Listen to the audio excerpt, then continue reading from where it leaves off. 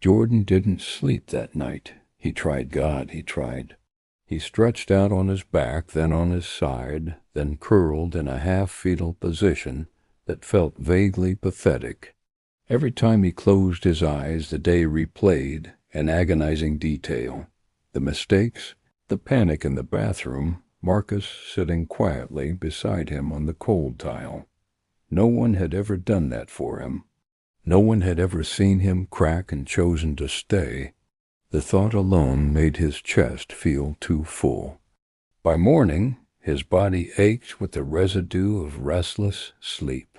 He showered longer than usual, letting the hot water beat against the tight knots in his shoulders. When he finally dressed, his movements felt stiff and mechanical, like he was operating someone else's body. On his way out the door, he forced down the rest of the sandwich Ava had left the night before. It tasted bland, but it grounded him somehow. Small, steady acts of care always had. The office felt quieter than usual when he arrived. Or maybe Jordan was just tuning out the world again. He slipped into his desk, powered up his laptop, and tried to breathe through the slow dread building in his chest. He hadn't told Ava about yesterday. He didn't know how to explain it without making her worry more than she already did.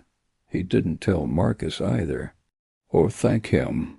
Marcus didn't bring it up, though he walked by Jordan's desk twice, lingering long enough to check without asking. That was the thing about Marcus. He never demanded a confession. He read the room and stayed beside you in silence. That silence had saved Jordan yesterday. Today, he wasn't sure if it would be enough. By noon, the tightness in his chest had returned, not panic, not numbness, but something in between. A low, constant pressure that made his heart feel like it was trying to expand against the walls of his rib cage. So when Ava texted around 12:30, Jordan's stomach flipped. Ava, I am in your area. Mind if I drop by your office? Jordan stared at the message with a mixture of dread and relief. He needed her, but he didn't want her to see him like this. Her response was instant. Ava, that's a yes. Jordan exhaled shakily. He wasn't ready for this. Ava arrived 20 minutes later, walking through the office with her usual calm confidence. A few coworkers stared. They always did. Ava had the kind of presence that turned heads without trying. Steady, attractive, warm. Jordan stood as she approached. She wrapped him in a hug without hesitation. He stiffened.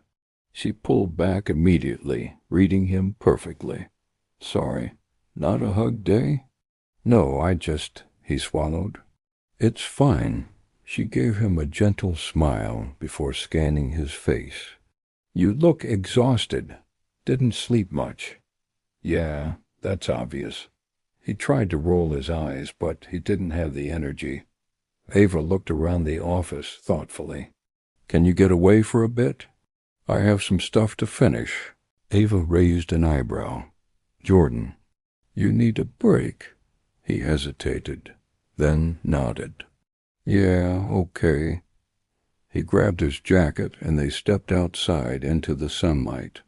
The warmth felt startling after hours under fluorescent lights. They walked toward a small bench near the trees behind the building, a spot Jordan sometimes retreated to when he needed quiet. They sat, the silence stretched between them, comfortable at first, then heavy. Ava spoke softly. You didn't tell me you were struggling this much. Jordan looked down at his hands. I didn't know how. You don't have to have perfect words. I didn't want you to feel responsible for me. Ava's jaw tightened. I'm not responsible for you, but I care about you. That's different. He swallowed hard. I know. She watched him closely. Something else happened yesterday, didn't it? Jordan's heart stuttered. Of course she knew. He nodded slowly. I had a panic moment. At work, Ava's whole expression softened. Oh, Jordan? It's not a big deal, he said quickly, embarrassed by the fragility in his own voice. I was just overwhelmed. They happen. It's fine. Did you talk to anyone? Jordan hesitated. Ava caught it instantly. Who was there? He looked away. Marcus. Ava raised an eyebrow, but didn't comment. He found me in the bathroom, Jordan continued quietly. I was trying to breathe and failing, and he just sat with me. Good, Ava murmured. I'm glad you weren't alone. Jordan blinked, surprised by her lack of jealousy or tension. You're not upset?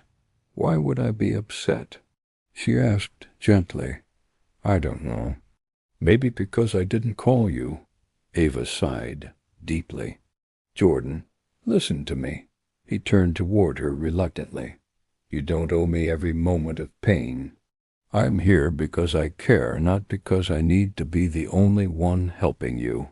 Jordan's chest squeezed. I didn't want to disappoint you. You didn't, Ava said immediately. You reaching out to anyone, even quietly, even subconsciously, is a good thing. Jordan blinked rapidly, trying to keep his emotions in check. Ava rested a hand on his knee. I'm proud of you, you know. For what? For not hiding all of it. He looked away, voice thick. It doesn't feel like enough. Maybe it's not enough for you, but it's something. And something is how healing starts. Jordan let out a shaky breath. The wind rustled the trees above them, scattering sunlight across the ground. He felt like he might cry. Ava noticed. She always noticed. Jordan, she whispered, you're allowed to break down. He shook his head.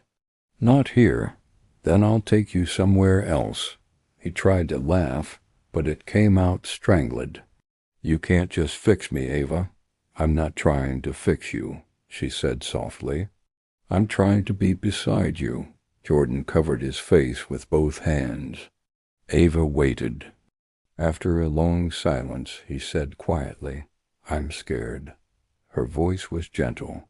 Of what? That this is who I am now.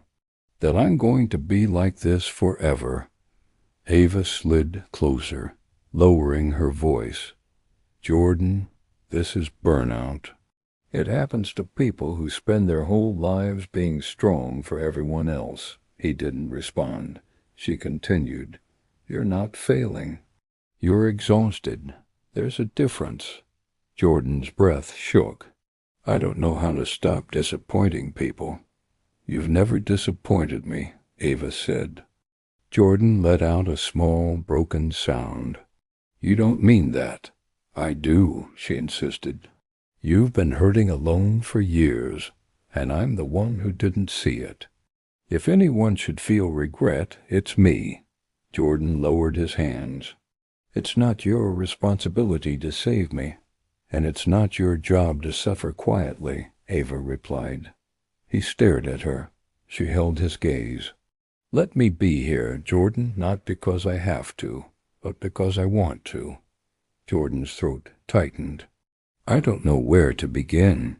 Ava smiled softly. Then start where you are. Right here. Right now. He breathed shakily. Right now I feel like I'm slipping. Then I've got you, Ava whispered. I'm not letting you slip alone.